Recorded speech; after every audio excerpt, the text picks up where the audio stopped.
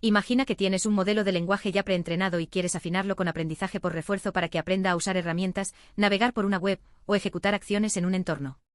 Hasta ahora, el optimizador estrella para ese post-training ha sido AdamW, el mismo que usamos en preentrenamiento. Pero un paper reciente pone en duda que sea la mejor opción, y propone usar Muon en su lugar. Vale, Muon suena a nombre de partícula subatómica, no a optimizador. ¿Qué es exactamente y por qué debería importarnos? Muon es un optimizador alternativo que ya ha demostrado ser competitivo con AdamW en preentrenamiento a gran escala. La idea es que actualiza los pesos de forma distinta, aprovechando estructura en las matrices de pesos. Pero lo interesante de este paper es que lo prueban no en preentrenamiento, sino en RL post-training para agentes, concretamente en entornos con recompensas muy escasas, los llamados sparse reward. Ahí el problema gordo, si la recompensa apenas llega, el gradiente es ruidoso y el optimizador puede desviarse por completo. ¿Y cómo lo prueban? Usan ALF Word, un entorno donde un agente tiene que seguir instrucciones en lenguaje natural para interactuar con objetos en una casa virtual. El modelo base es WEN 2.5-0.5b Instruct, y el algoritmo de RL es GIGPO, Grouping Group Policy Temesaschten. Y el resultado es brutal. Aplicando Muon solo a las matrices de pesos ocultas, la tasa de éxito en validación sube de 0.290 a 0.546. Eso es un incremento del 88%. 88%, y dices que AdamW se queda en 0. ¿Cómo es posible que se quede en 0? ¿No mejora nada? Literalmente 0. En las configuraciones con alta tasa de aprendizaje, AdamW no consigue ningún éxito post-entrenamiento. El agente no aprende a completar ni una sola tarea. Con Muon, en cambio, despega. Y ojo, el efecto no es automático, depende críticamente del advantaje estimate y del learning rate. Explícame eso del advantaje estimate, porque ahí hay matiz importante. El advantaje estimate es como calculamos si una acción fue mejor o peor de lo esperado en cada paso. Los autores comparan GRPO y GrabGPO, que son variantes de cómo estimar esa ventaja. Con Learning Rate 3E5 Muon mejora GRPO de 0.161 a 0.268, un salto notable pero no espectacular. En cambio, con GrabGPO y el mismo Learning Rate, la brecha se reduce porque GrabGPO ya satura más alto. O sea, que según el método de estimación de ventaja, Muon ayuda más o menos. ¿Y con el Learning Rate más bajo? Ahí está la clave.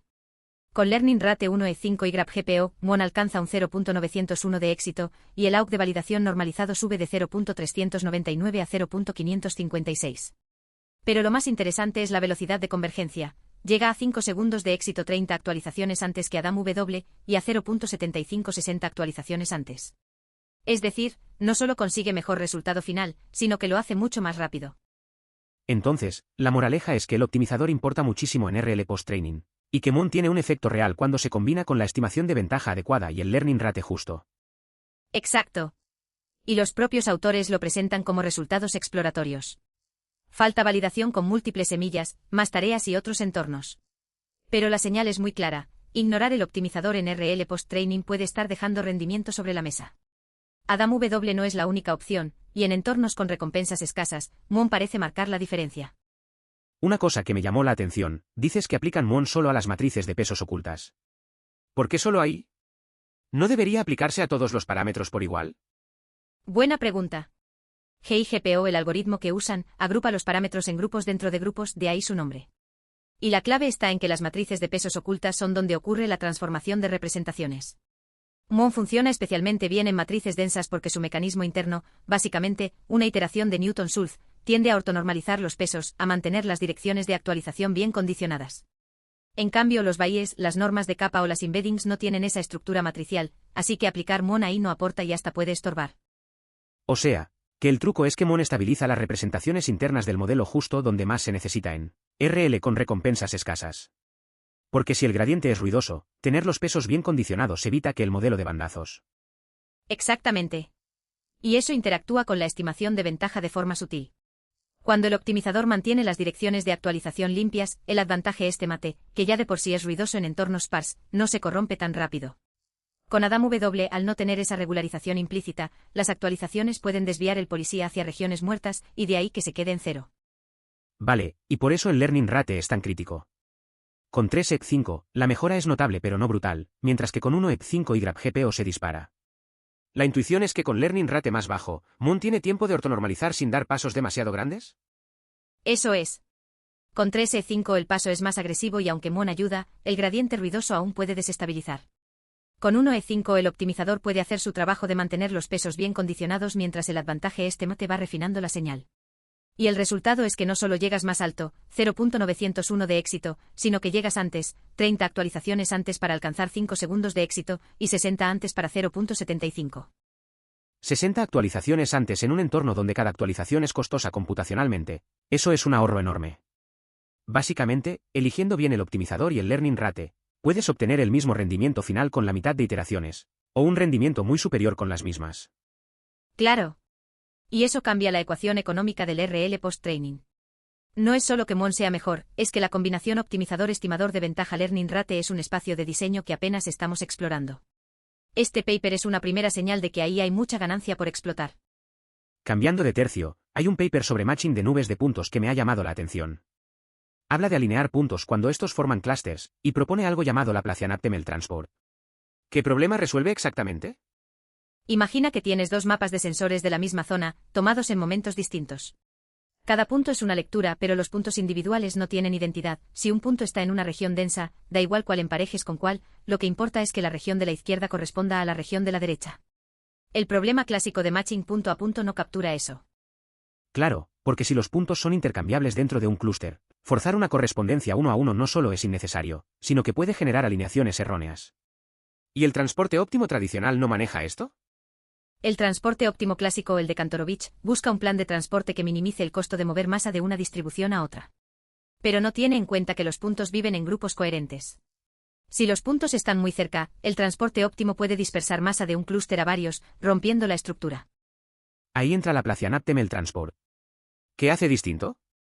Añade un término de regularización basado en el laplaciano del grafo de similitud de cada nube de puntos. Construyes un grafo donde cada punto se conecta a sus vecinos más cercanos, y el laplaciano captura cómo de suave es el transporte a lo largo de ese grafo. La idea es penalizar que el plan de transporte asigne masa de un punto a otro saltándose la estructura de clústeres. O sea, que el laplaciano actúa como un regularizador que obliga al transporte a respetar los vecindarios. Si dos puntos están en el mismo clúster, el coste de transportar masa entre ellos es menor que si están en clústeres distintos. Exacto. Y esto se traduce en una formulación matemática elegante. El problema de optimización pasa a ser un transporte óptimo con un término cuadrático laplaciano. La solución resultante asigna masa de forma que los clústeres se correspondan entre las dos nubes, no los puntos individuales. ¿Y cómo se aseguran de que los clústeres sean coherentes entre las dos nubes? Porque si cada nube tiene su propia estructura de clústeres, pueden no alinearse bien. Para eso introducen Defined Simultaneous Clustering, RSC. Una vez que tienes el coupling de la POT, usas ese acoplamiento para refinar los clústeres de forma conjunta. En lugar de hacer clustering independiente en cada nube, el coupling te dice qué puntos de una nube se corresponden con qué puntos de la otra, y eso permite producir particiones consistentes en ambas. Entonces, el flujo sería, primero construyes los grafos de similitud de cada nube, calculas el laplaciano, resuelves el transporte óptimo regularizado, obtienes un coupling cluster aware, y luego con RSC refinas los clústeres para que sean consistentes entre las dos nubes. Correcto.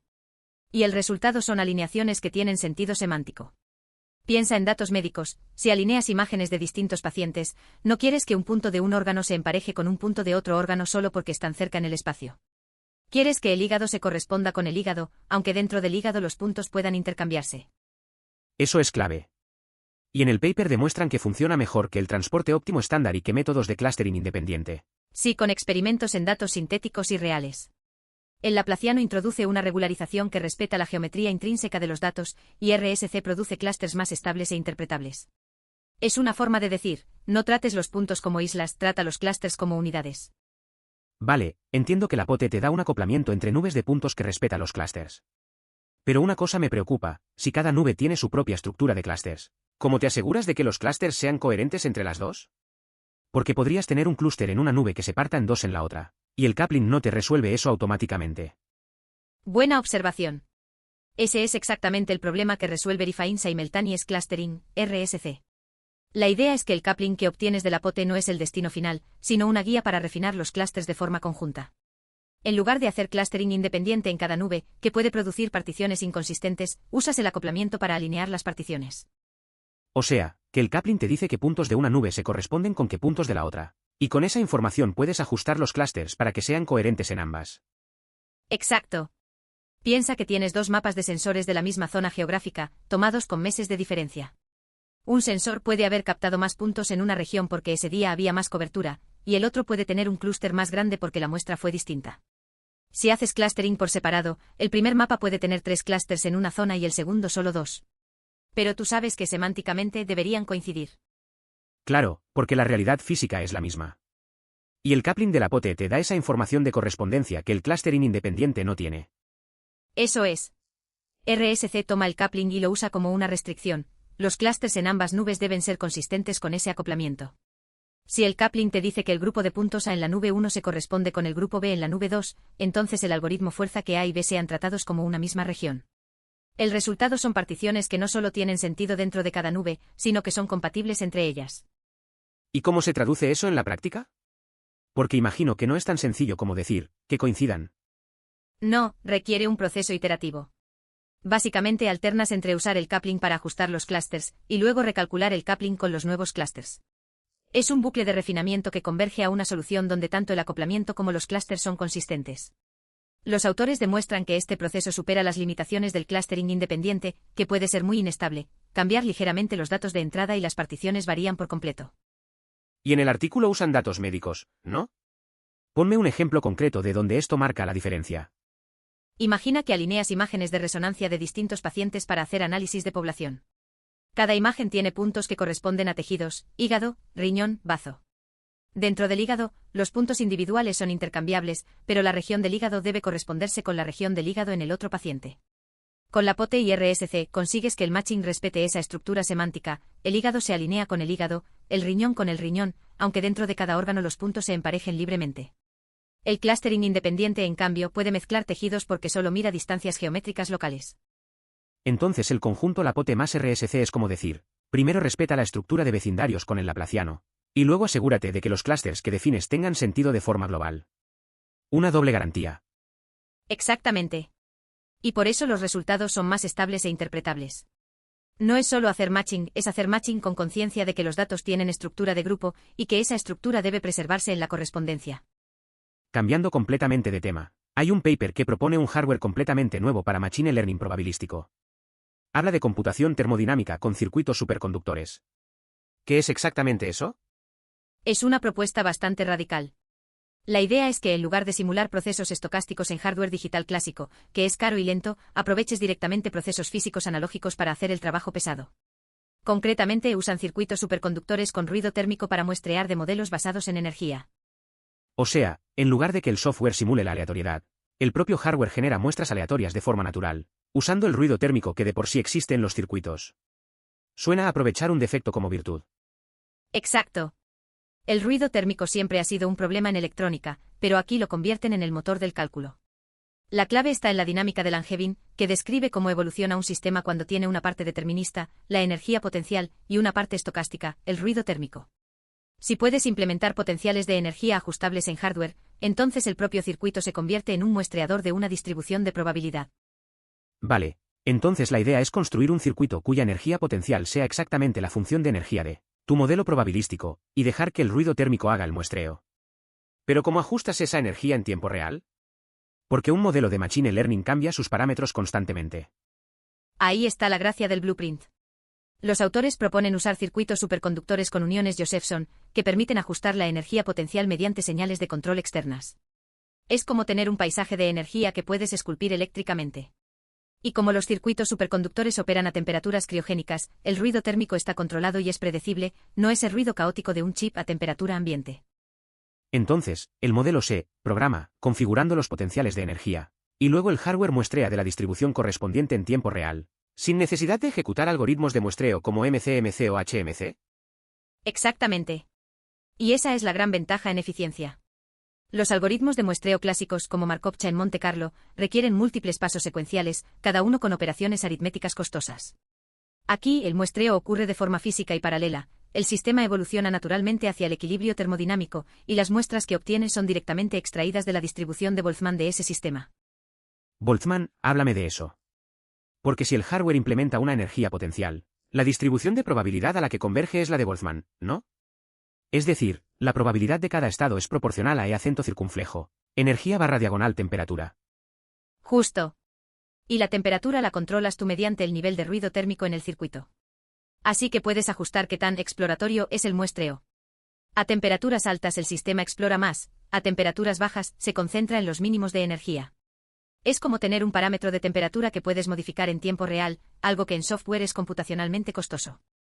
¿Y todo esto, cómo se traduce en entrenar un modelo de Machine Learning? Porque el muestreo es solo una parte.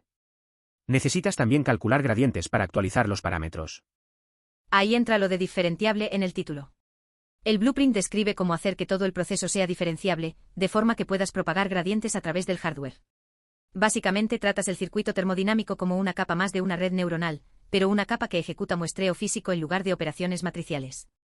El gradiente se calcula usando la propia dinámica del sistema, lo que llaman equilibrium propagación.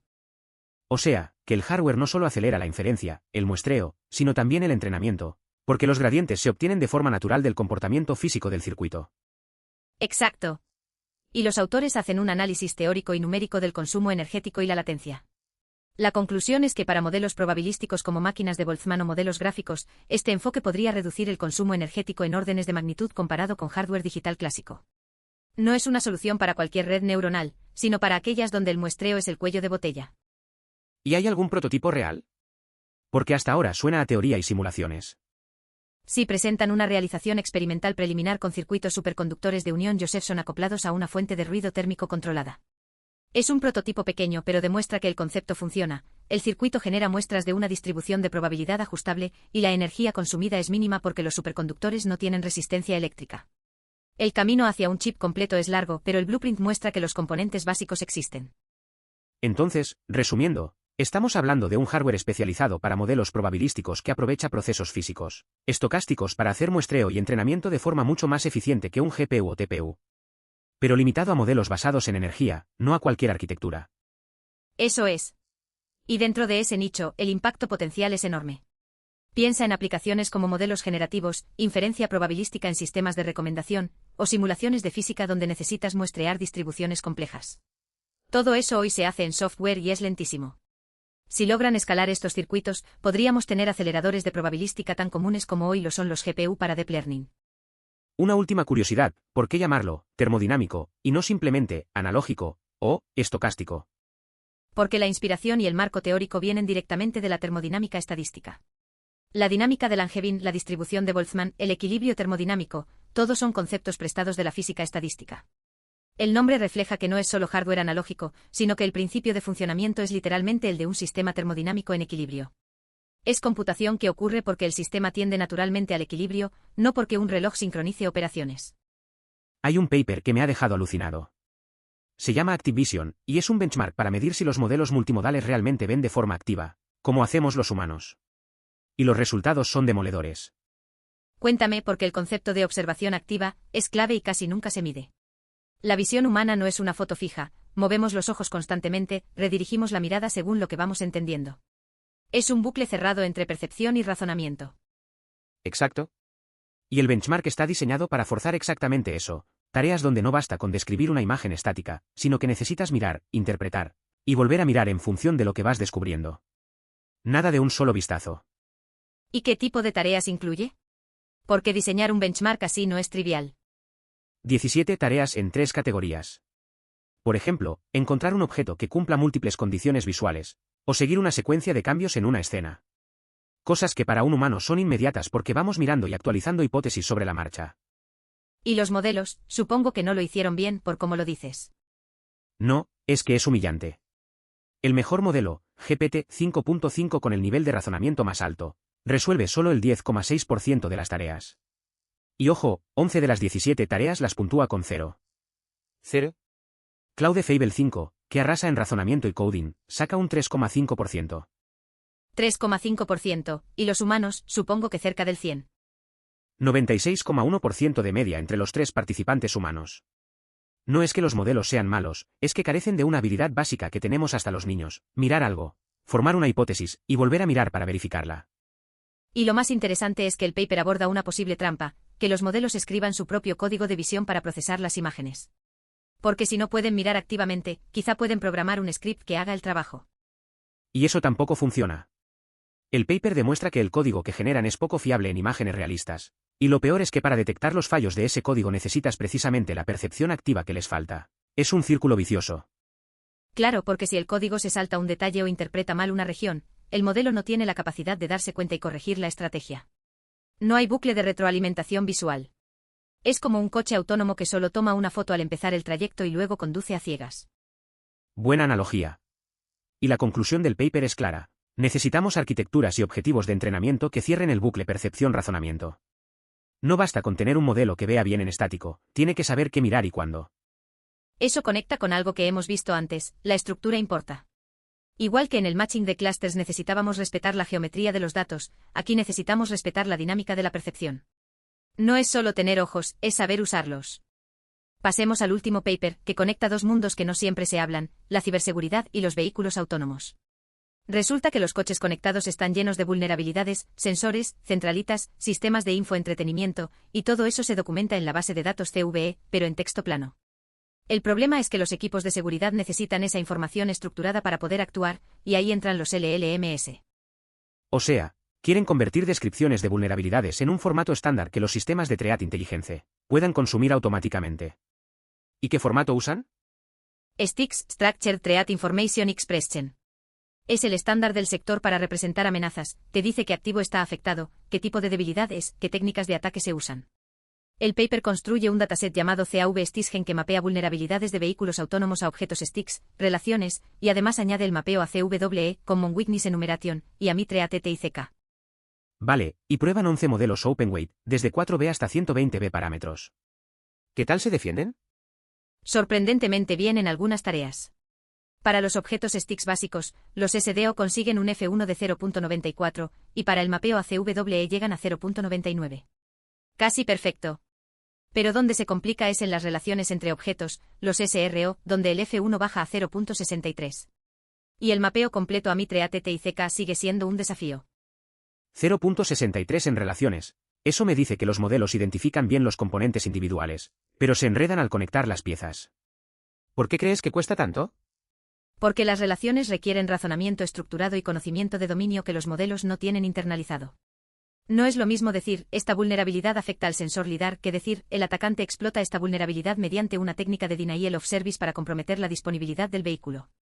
Eso exige entender la cadena de ataque completa, y los LLMS, por muy grandes que sean, no siempre conectan bien los puntos.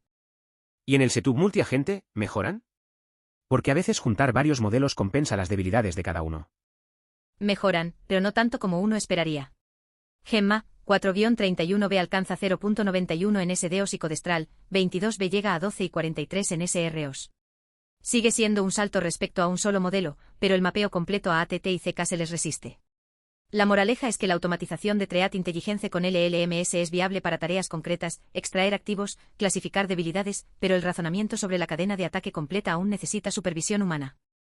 Pero incluso con esas limitaciones, el valor práctico es enorme. Si puedes automatizar la conversión de CVEs a STIX, los equipos de seguridad pueden priorizar defensas sin tener a un experto leyendo cada vulnerabilidad en texto plano, sobre todo en un sector como el de vehículos autónomos, donde cada día aparecen nuevas vulnerabilidades. Exacto. Y el paper también analiza ocurrencias entre CWE y técnicas de ATTICK para identificar patrones de amenaza recurrentes en el dominio de vehículos autónomos. Eso permite decir, oye, el 80% de las vulnerabilidades en sensores siguen este patrón, refuerza esas defensas. Es inteligencia de amenazas aplicada, no solo clasificación académica. Viendo todos los papers en conjunto, hay un patrón que me llama la atención. La estructura importa en todos los niveles. En Muon, la estructura de las matrices de pesos. En la POTE, la estructura de clústeres. En la computación termodinámica, la estructura del paisaje de energía. En Activision, la estructura temporal de la percepción. Es un buen resumen. Y hay una lección transversal, no asumas que la solución estándar es la óptima. Adam W. era el rey del preentrenamiento, pero Mon demuestra que en RL post-training puede haber un mundo de diferencia. El matching punto a punto era lo normal, pero la POTE nos recuerda que los datos tienen estructura de grupo. La percepción pasiva era lo fácil de evaluar, pero Activision demuestra que nos estamos perdiendo algo fundamental. Y luego están los dos papers que miran hacia el futuro, la computación termodinámica y la generación de Threat Intelligence. Uno empuja el hardware, el otro empuja la automatización de seguridad. Pero ambos comparten esa misma idea, necesitamos paradigmas nuevos, no solo parches sobre lo que ya tenemos. Exacto. Y si algo me quedo de esta sesión es que el optimizador, el algoritmo de matching, el benchmark, la arquitectura de hardware, todo eso son decisiones de diseño que a veces damos por sentadas. Cada uno de estos papers dice, mira, si cambias una pieza que parecía menor, el resultado se transforma. La clave está en no dejar ninguna pieza sin cuestionar. Pues con eso nos quedamos. Gracias por el recorrido.